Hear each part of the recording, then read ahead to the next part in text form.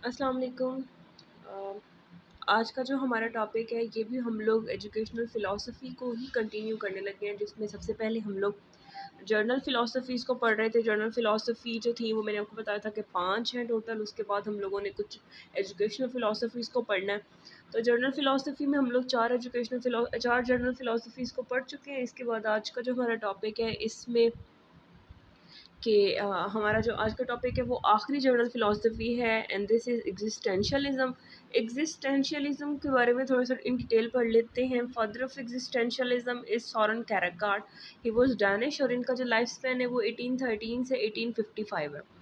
Other जो इनके proponents हैं, जो कि दूसरे इनके हामी हैं, वो हैं जॉन पॉल सार्टे हैं जो कि फ्रेंच थे, और कार्ल जेस्पर हैं जिनका जो कि जर्मनी से थे। He was German. It is modern youngest philosophy. ये इसके बारे में याद रख लेना है कि it is modern youngest philosophy. Existence proceed essence. इनके बारे में एक अहम जो एक टॉपिक है वो ये है, एग्जिस्टेंस प्रोसीड एसेंस, जो कि कहा था जेपी सारते ने। इनका जो नाम था वो जीन पॉल सारते था, इसलिए उनको जेपी सारते कहा जाता है।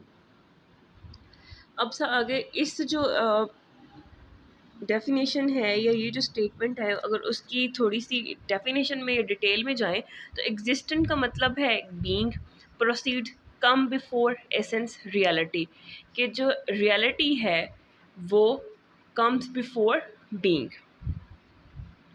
Existence precedes essence, being comes before reality. अगर इसका मीनिंग को पढ़े तो मैंने नीचे इन डिटेल इसका मीनिंग लिखा हुआ है। फर्स्ट थिंग्स एग्ज़िस्ट, पहले जो चीज़ें हैं वो एग्ज़िस्ट करती हैं, then they create their reality, फिर वो अपनी हकीकत को खुद बनाती हैं, खुद क्रिएट करती हैं। फर्स्ट वी एग्ज़िस्ट, हम लोग पहले एग्ज़िस्ट करते हैं, then we create our own reality, उसके बाद हम अपनी हकीकतों को, अपनी रियलिटी को खुद से क्रिएट करते हैं। That was about existentialism. Existentialism के जो फाउंडिंग फादर हैं, ही इज़ सोरेन किरकेगार्ड। और इसमें जो मेन जो हमने अभी तक की जो इनकी स्टेटमेंट पढ़ी है वो जेन पॉल सार्ते की है, जिन्होंने ये स्टेटमेंट दी थी कि एग्जिस्टेंस प्रीसीड एसेंस, यानी first things exist then they create their reality. इसके कुछ की आइडियाज़ थे वो हम लोग आज पढ़ लेते हैं। तो values are man made, values are subjective, कि वैल्यूज़ जो हैं वो इंसान खुद बनाता है। We have freedom, free will and create our own realities by our own choice. तो कहते हैं कि रियलिटीज़ जो हैं वो पहले से ही क्रिएट शुदा नहीं होती हैं, बल्कि इंसान जो है वो फ्रीडम है, उसको उसकी अपनी ख्वाहिश है कि वो अपनी रियलिटीज़ को किस तरह से अपनी मर्ज़ी के साथ रियलिटीज़ को सर्च करता है या रियलिटीज़ बनाता है। Every individual is free to create his own meanings of life and responsible for that. तो कहते हैं कि हर इंसान, हर फ़र्द वाहिद को ये हक है कि वो अपनी ज़िंदगी का खुद से मकसद बनाए, और इसका ज़िम्मेदार वो खुद है।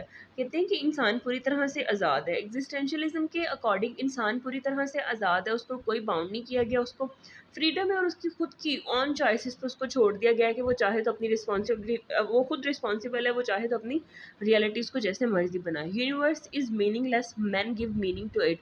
इन्होंने कहा है कि यूनिवर्स जो कायनात है वो इंसान के बगैर उसकी कोई वैल्यू नहीं है, कोई वक़्त नहीं है। इंसान ने इसमें रंग भरे और इसको मीनिंग्स दिए हैं। So man is created to the universe rather reality, कि जो इंसान है वो सेंटर है यूनिवर्स का, ना कि रियलिटी, कि इंसान खुद जो है वो रियलिटी है, और उसके बाद वो चाहे तो जैसे मर्जी अपनी मर्जी से ज़िंदगी गुजारे। Man can not be taught what the world is about, कि इंसान को ये सिखाने की कोई ज़रूरत नहीं है कि दुनिया किसके बारे में है। नो रेडीमेड कॉन्सेप्ट, वो कहते हैं कि आपको उसको रेडीमेड कॉन्सेप्ट देने की कोई ज़रूरत नहीं है, वो अपनी रियलिटीज़ को खुद से डिवेल्प करेगा अपनी रिस्पॉन्सिबिलिटी पे, अपनी फ्री विल और अपनी फ्रीडम के ज़रिए। Do not believe in God, ये गॉड पे बिलीव नहीं करते थे, ये सबसे ज़्यादा इंपॉर्टेंट इसका एमसीक्यू ज़्यादा था, है कि with philosophy do not believe in God, तो existentialism don't believe in God. Do not believe in fate और डेस्टिनी, तो ऑब्वियसली ये अगर अल्लाह पे यकीन नहीं करते थे, खुदा पे, गॉड पे यकीन नहीं करते थे, तो they also don't believe in fate and destiny. इनको इत्तेफाक वगैरह पे भी कोई इनको बिलीव नहीं था।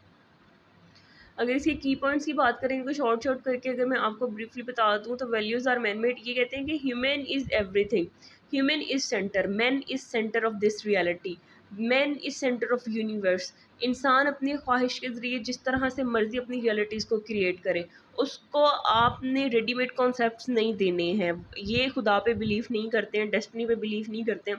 कहते हैं कि इंसान अपने अच्छे बुरे का खुद से वाकिफ़ है। उसको ये बताने की ज़रूरत नहीं है कि दुनिया किसके बारे में है। वो अपनी चॉइसेस खुद से क्रिएट करेगा, अपनी रियलिटीज़ को खुद से क्रिएट करेगा और उसका रिस्पॉन्सिबल भी खुद होगा। Man chooses his course of action by himself, के जो इंसान है वो अपने जो काम हैं उनको खुद से सिलेक्ट करता है, चूज़ करता है हिमसेल्फ। मेटाफिज़िक्स, रियलिटी, अच्छा ये कुछ कॉन्सेप्ट्स हैं जैसे मेटाफिज़िक्स है, एपिस्टेमोलॉजी, एक्सियोलॉजी, इसके बारे में इन डिटेल आपको अगली फर्दर वीडियोस में कुछ मैं बताऊंगी। अभी सिर्फ इनको पढ़ लेते हैं। Reality is created by individual in its subject. Epistemology is the philosophy here we learn and come to know by making choices. Axiology, there are no absolute values. अच्छा, मेटाफिजिक्स, एपिस्टेमोलॉजी और एक्सियोलॉजी को मैं एक different video में explain कर दूंगी। अभी आप इसको ना ही छेड़े तो बेहतर है, क्योंकि इससे आप ना पैनिक हो जाएंगे और आपको ना चीज़ें जो हैं वो मिक्सअप होना शुरू हो जाएंगी। मैं आपको इसके बारे में थोड़ी देर तक कुछ दिनों तक इसकी वीडियो फ़िलासफ़ी के लेक्चर्स के बाद मैं आपको इसकी वीडियो बना के एक अलग से शेयर कर दूँगी। आगे इसके करिकुलम के बारे में आ जाएँ तो students are offered great range of choices among different subjects.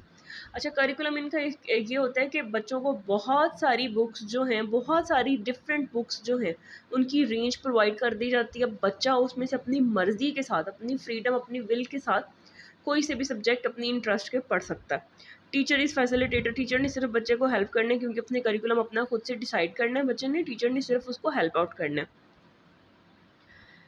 Teaching methods इनके interest of children is given importance. Obviously जब बच्चे को सब्जेक्ट ही उन्होंने उसकी मर्ज़ी के सिलेक्ट करवाना, तो ऑब्वियसली उसकी इंपॉर्टेंस बच्चे खुद से, चाइल्ड इंटरेस्ट होगा उसका methodology. It is child centred approach, obviously it is child centred approach, क्योंकि कोई भी चीज़ बच्चे के इंटरेस्ट के अकॉर्डिंग होगी वो चाइल्ड सेंटर्ड ही होगी, चाहे वो टीचिंग मेथड हो, करिकुलम हो या कुछ भी हो, वो चाइल्ड सेंटर्ड ही कहलाएगा।